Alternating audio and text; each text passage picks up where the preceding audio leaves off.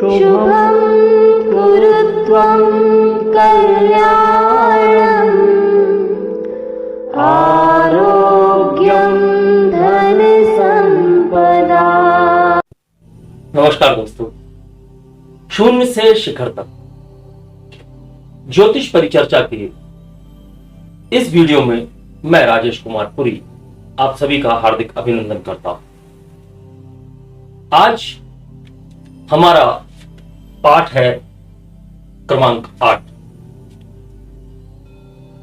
हम अभी तक 7 पाठ पढ़ चुके हैं और हमारी चर्चा नक्षत्रों पर चल रही है। पहले हमने अश्विनी नक्षत्र को पढ़ा और 2 वीडियो में अश्विनी नक्षत्र के सभी रहस्यों को जाना। पिछले वीडियो में हमने भरणी नक्षत्र को पढ़ना प्रारंभ किया, जिसमें हमने भरणी नक्षत्र के गुण, तत्व, प्रकृति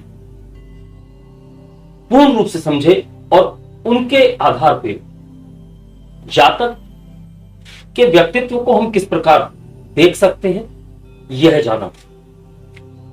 फिर हमने देवगणों को देखा, जो भरणी नक्षत्र के 3 देव हैं, यमराज, मां काली और भगवान शिव।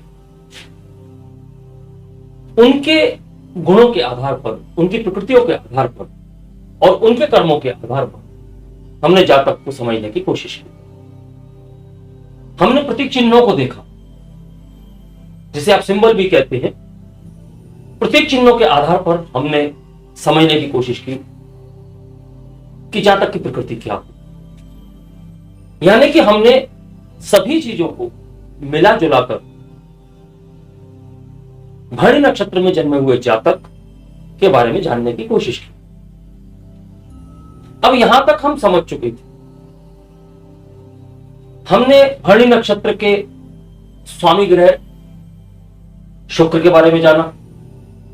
भरणी नक्षत्र मेष राशि में 13 डिग्री 20 मिनट से 26 डिग्री 40 मिनट तक विराजमान है, तो मेष राशि के स्वामी मंगल के बारे में जाना और शुक्र और मंगल की ऊर्जा किस प्रकार भरणी नक्षत्र के जातकों के जीवन में कार्य करती है यह भी जाना। अब हम आगे बढ़ते हैं। आगे बढ़ने से तात्पर्य है कि भरणी नक्षत्र में जो 4 चरण हम जानते हैं, उन 4 चरणों के बारे में हम बात करेंगे और प्रत्येक चरण में जातक किस प्रकार व्यवहार करता है, जातक की व्यवहारिकता क्या है, जातक के गुण क्या है, यह भी जानने की कोशिश करेंगे। सबसे पहले मैं यह कहना चाहूंगा कि यदि आपने चैनल सब्सक्राइब नहीं किया है तो आप चैनल सब्सक्राइब करके बेल आइकॉन का बटन दबा दें, ताकि आने वाले वीडियोस आपको समय से प्राप्त हो सके। अब हम भरणी नक्षत्र के चरणों की बात करने जा रहे हैं। जैसे हमने अश्विनी नक्षत्र के चरणों के बारे में पढ़ा था, तो वहां अश्विनी नक्षत्र के 4 चरण हमने पढ़ लिए और अंतिम चरण का जो नवांश था वह था कर्क राशि। तो उसके बाद अश्विनी नक्षत्र 0 डिग्री से 13 डिग्री 20 मिनट तक था। तो 13 डिग्री 20 मिनट से जब हम पढ़ना प्रारंभ करेंगे तो हम अगले नवांश की बात करेंगे। यानी कि भरणी नक्षत्र का पहला चरण सिंह नवांश में आता है और सिंह के स्वामी है सूर्य। तो सूर्य की ऊर्जा भी प्रथम चरण के जातकों की व्यक्तित्व में दिखाई देती है। तो यानी कि यहां 3 ग्रहों की ऊर्जा अब हम बात करें, मंगल, सूर्य और शुक्र।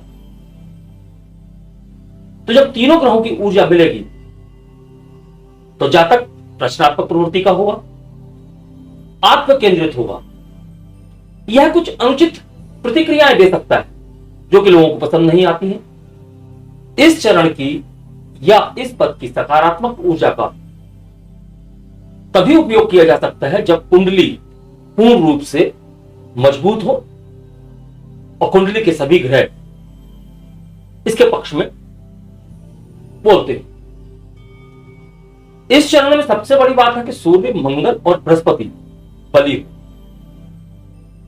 जातक धनवान होता है, भाई बहनों का सम्मान करने वाला। जातक के पास अपने वाहन भी होते हैं, दृढ़ निश्चय होता है। लेकिन जातक की एक प्रवृत्ति होती है कि यह दूसरों पर भरोसा कम करता है। जातक को जो कहा जाता है जातक वही करता है। भरणी नक्षत्र के प्रथम चरण में जन्मे हुए जातक कलाकार होते हैं। उनकी इच्छा शक्ति बहुत मजबूत होती है, लेकिन अहम की भावना, जिसको आप ईगो भी कहते हैं, अहम की भावना इस जातक में भर जाती है। अब हम बात करते हैं दूसरे चरण। दूसरा चरण यानी कि द्वितीय चरण मेष राशि में 16 डिग्री 40 मिनट से लेकर 20 डिग्री तक, यानी कि 16 अंश 40 कला से लेकर 20 अंश तक।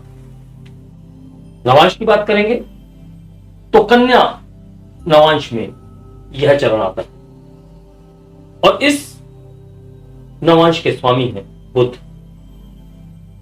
तो यहां जो ऊर्जा होगी वह मंगल, शुक्र और बुध की ऊर्जा होगी। तो यहां हम जातक के जीवन को, जातक के व्यक्तित्व को, जातक की प्रकृति को किस प्रकार देखेंगे। इस चरण में जन्म लेने वाले जातक कड़ी मेहनत करने वाले होंगे, दूसरों की सेवा करने वाले, परोपकारी। क्योंकि बुध की ऊर्जा आ जाती है तो बुध, मंगल और राहु इस चरण में सर्वोत्तम फल देते हैं। इस चरण में जन्म लेने वाले जातकों को ननिहाल से धन की प्राप्ति होती है। लेकिन यह जातक नैतिकता पर खरे नहीं उतर पाते। इनकी शिक्षा अच्छी होती है और यह शिक्षित लोगों के बीच में उठते बैठते हैं, नौकरी में भी भाग्यशाली होती है। लेकिन यह अपने परिवार का और दोस्तों का फायदा उठाने से चूकते नहीं। ये विनम्र होते हैं, लेकिन विनम्र होने का दरअसल अभिनय करते हैं और लोग इनके इस अभिनय पर आसानी से यकीन कर लेते।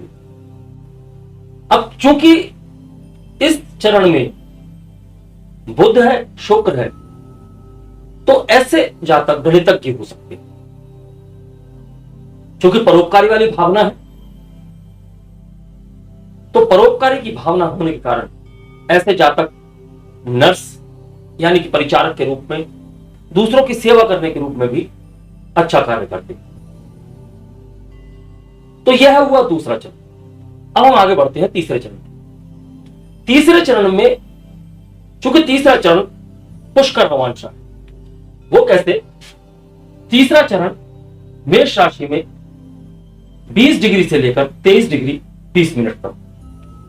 यहां यह तुला नवांश में आता है और तुला का स्वामी है शुक्र, यानी कि नक्षत्र स्वामी शुक्र और जिस नवांश में वो जा रहा है उसका स्वामी भी शुक्र। तो यहां शुक्र की भरपूर ऊर्जा आपको दिखाई देगी। शुक्र की भरपूर ऊर्जा से मतलब है कि जातक में धन की ओर लालसा अधिक होगी, जातक अपने परिवार से बहुत अधिक जुड़ा हुआ हो, जातक की सभी इच्छाएं पूरी होती हैं। यह जातक विपरीत परिस्थितियों में भी सामंजस्यता बना लेते हैं। कामुकता की बहुत अधिकता होती है ऐसे जातक, क्योंकि आप समझ सकते हैं शुक्र से इस बात को कि कामुकता की अधिकता, क्योंकि यहां शुक्र की डबल ऊर्जा और साथ में मंगल। तो हम तो पहले ही बात कर चुके हैं, शुक्र और मंगल कामुकता और जुनून, कामुकता और आवेग यहां एकदम से चरम की बात करें। वैसे भी भरणी नक्षत्र के जातकों के जीवन में चरम की बहुत बात होती है और यहां भी हम चरम की बात ही करेंगे। ऐसे जातक रिलेशनशिप में, सेक्सुअलिटी में बहुत ज्यादा इन्वॉल्व या रुचि रखने वाले को इस चरण में बुध, शुक्र और राहु के उत्तम फल प्राप्त होते हैं।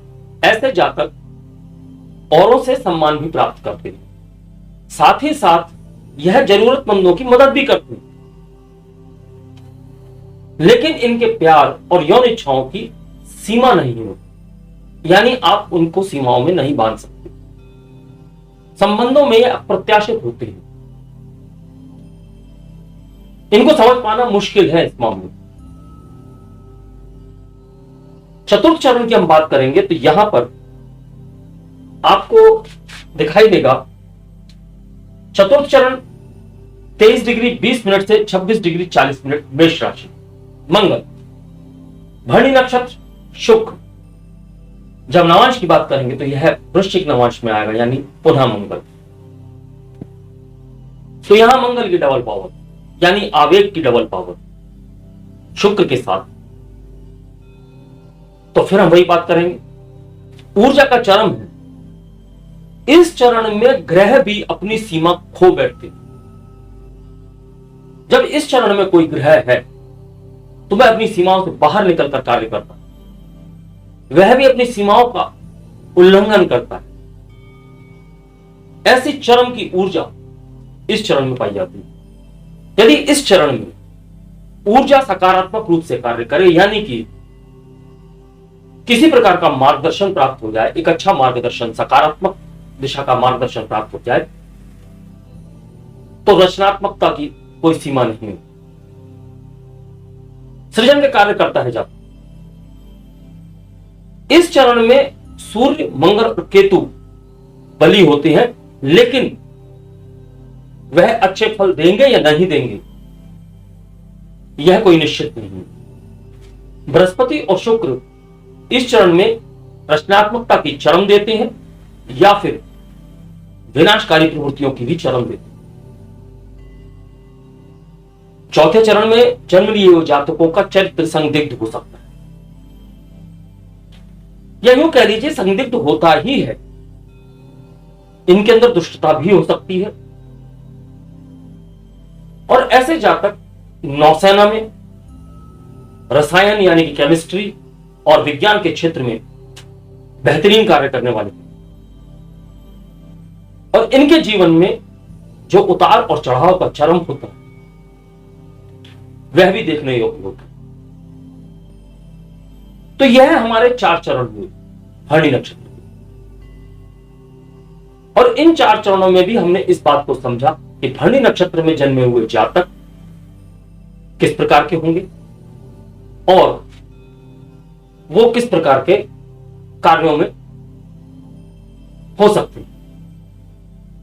अगर हम पूर्ण रूप से भरणी नक्षत्र को देखते हुए, भरणी नक्षत्र में जन्मे हुए जातक वो चाहे किसी भी चरण में जन्मे हो, तो उनका कार्य व्यवसाय क्या होगा इस बारे में अगर हम समझे, तो जैसे कि शुक्र की ऊर्जा है